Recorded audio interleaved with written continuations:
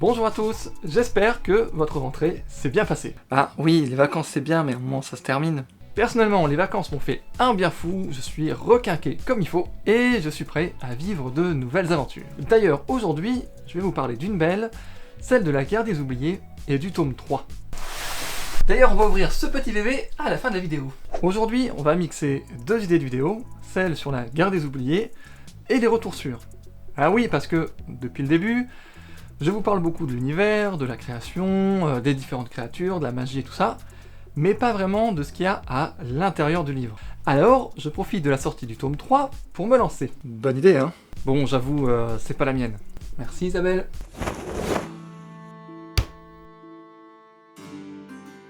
La guerre des oubliés met en avant deux univers. D'un côté, on a le monde des vivants, où en théorie la magie n'existe pas, où on suit Albius Montlointain, l'inventeur attitré du roi. C'est un homme qui n'est plus tout jeune, puisqu'il occupe son poste depuis quelques années quand même, et qui a de nombreuses responsabilités. Seulement, à côté de ses obligations, il a quelques idées et il fait quelques recherches ô combien secrètes. Il croit en l'existence de la magie. Et oui, pour lui, toutes les merveilles du monde, toute la beauté de l'univers s'explique par la magie. Et donc, sous couvert de diverses missions d'études, il a parcouru le continent pendant toute sa vie à la recherche d'une preuve qui pourrait étayer sa théorie. Et il est d'ailleurs à l'aube d'une nouvelle expérience. Et d'autre côté, nous avons le royaume des morts, le paradis, un monde de lumière et d'amour où les nouveaux arrivants suivent un chemin initiatique pour découvrir la magie. Seulement voilà, va débarquer Nival, un sang mêlé d'humains et d'Ulméniens, une de ces fameuses créatures dont j'ai parlé dans une vidéo précédente. Et lui, c'est vraiment un gros point noir sur le tableau, étant donné que déjà, il maîtrisait la magie de son vivant. Ça c'est pas banal. Qu'en plus, il déteste les humains puisqu'ils ne font que découvrir la magie, et il rêve de se venger des Ulméniens. Il manque quand même beaucoup de sérénité, ce mec, pour le paradis. En plus de ça, visiblement, au paradis, les Ulméniens, personne ne sait ce que c'est. Ce qui va amener les dieux à renvoyer Nival dans le monde des vivants pour venir en aide aux Ulméniens face à un danger grandissant. Ça en fait des choses pour seulement deux personnages.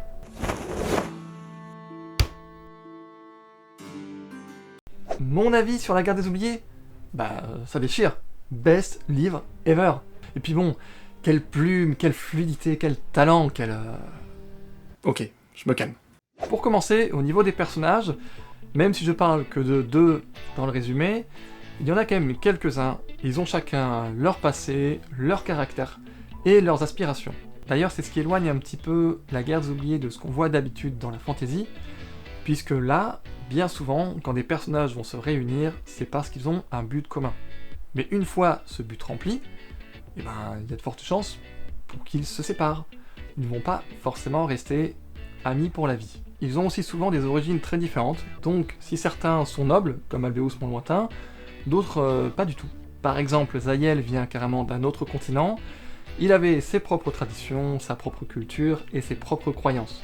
J'ai essayé de mettre beaucoup de diversité dans les personnages, donc voilà, ça peut aller du guerrier de plaine aride, à la sauvage des îles du Picardan, à la fille d'artisan, Cœur François. Ça fait tout de même un sacré mélange, et ça offre une vision assez large de l'univers. Pour le décor justement, j'ai essayé de créer quelque chose d'assez complet et d'original. J'ai donc forcément mes propres continents, mes propres contrées, mes propres villes, mais aussi mes propres créatures, que vous connaissez parce que vous avez déjà vu les autres vidéos. Ou alors il faut aller les voir. Mais on va quand même en reparler très rapidement parce que ça fait quand même partie intégrante de l'univers.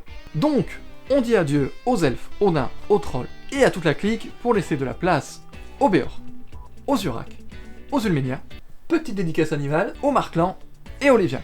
Et aux humains aussi, forcément. Et chacune de ces créatures a sa propre histoire et son utilité dans la vie du paradis. Ça fait pas mal de monde à découvrir. Comme pour les persos, l'histoire est loin d'être linéaire, c'est-à-dire qu'on ne va pas suivre un héros qui va rassembler un groupe hétéroclite pour remplir une quête précise. En fait, la plupart vont aller à droite à gauche parce qu'on leur demande, et quelques-uns vont avoir une idée relativement précise. Et en réalité, on va même plutôt suivre l'histoire de chacun de ces personnages pour découvrir l'histoire qu'il y a derrière. Et ça, attention, parce que c'est une chose que j'aime beaucoup, c'est de laisser quelques pistes, parfois des évidences, pour justement jouer avec les lecteurs. Par exemple, le paradis, qui est censé être un monde parfaitement lumineux. Dernier point, mais pas des moindres, le point de vue. Alors, il faut savoir que dans la guerre des oubliés, on suit les personnages à tour de rôle. Donc, le rôle de personnage principal se partage, ce qui nous permet de suivre plusieurs histoires, plusieurs quêtes en même temps.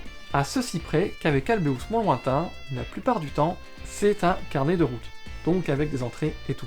Et donc ce personnage-là va coucher sur le papier ses rêves, ses pensées, et parfois ses théories. Mais ce qu'il faut savoir, c'est qu'Albeus Moins Lointain a parfois tendance à réfléchir très vite. Très vite. Et il a parfois beaucoup de théories un peu farfelues, ce qui rend ce personnage parfois un petit peu comique, mais surtout assez émouvant. Moi je l'aime bien, Albeus Moins Lointain, c'est vraiment un de mes personnages préférés. Mais le dites pas aux autres, hein.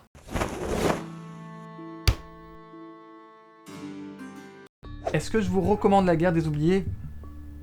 Bon, bah, alors, si vous détestez la fantasy, tout ce qui touche à la magie, aux créatures fantastiques et aux univers imaginaires... Sinon, que demander de plus? Le monde est original, les créatures sont originales, l'histoire, bah, c'est pas une prophétie, les personnages sont loin des clichés ambulants, bon bah... oui, je vous le recommande, forcément. Et l'aventure se poursuit sans durer éternellement, parce que, oui, il y aura 4 tomes. 4 tomes, pas un de plus, c'est comme ça, c'est décidé, je vous l'annonce. Oui, 4 tomes! Et puisqu'on parle de ça, on l'ouvre? Non, là vous verrez rien, c'est pas pratique. Et là, c'est pas mal? Bon voilà, je crois que pour l'installation je ferai pas mieux, mais normalement vous voyez tout. Alors, qu'est-ce qu'on a là-dedans?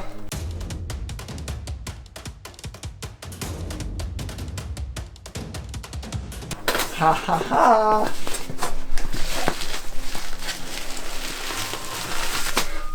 Eh non, il y a une deuxième épreuve.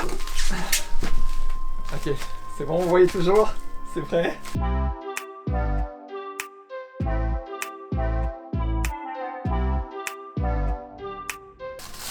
Oh mais... Attendez, qu'est-ce que j'entends?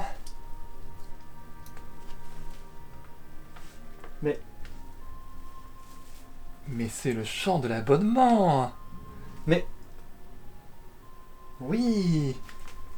Le carton dit...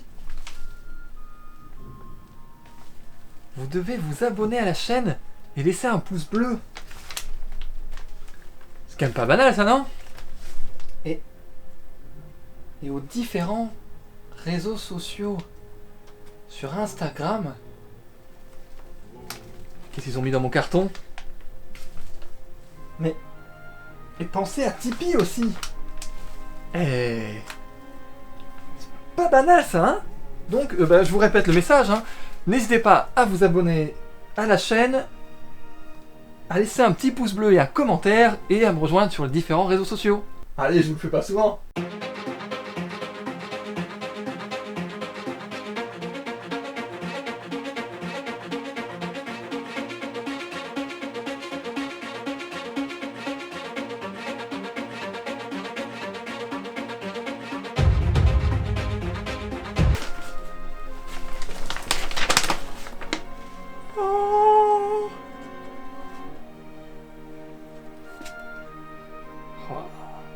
La couleur elle est trop cool.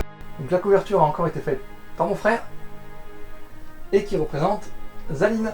C'est cool, hein. Ah, je suis trop content.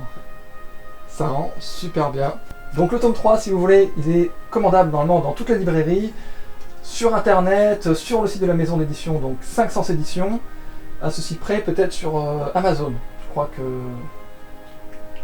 ça pêche un peu avec Amazon, on n'est pas forcément d'accord avec tout. Du coup, voilà, là faut pas hésiter à vous rendre en librairie et à le commander directement s'il n'est pas en rayon. Et sinon, à venir me voir directement pendant un festival. Et le prochain est donc à Ploie, sur le festival des Terres de l'Unique, le 25 et 26 septembre. Maintenant qu'il est prêt, celui-là, il va retrouver ses copains. Je suis super content que vous ayez pu assister à l'ouverture de ce premier colis du tome 3 de la Guerre des Oubliés, parce que c'est quand même un super moment de l'avoir en vrai. Bah oui, je l'ai écrit, oui, j'ai vu l'évolution de la couverture, de l'illustration, mais là, de l'avoir en vrai, c'est vraiment trop cool. Donc, comme je vous l'ai dit, on se donne rendez-vous à Blois le 25 et 26 septembre, ce mois-ci donc. Et donc, je vous dis merci encore, et à bientôt pour de nouvelles aventures.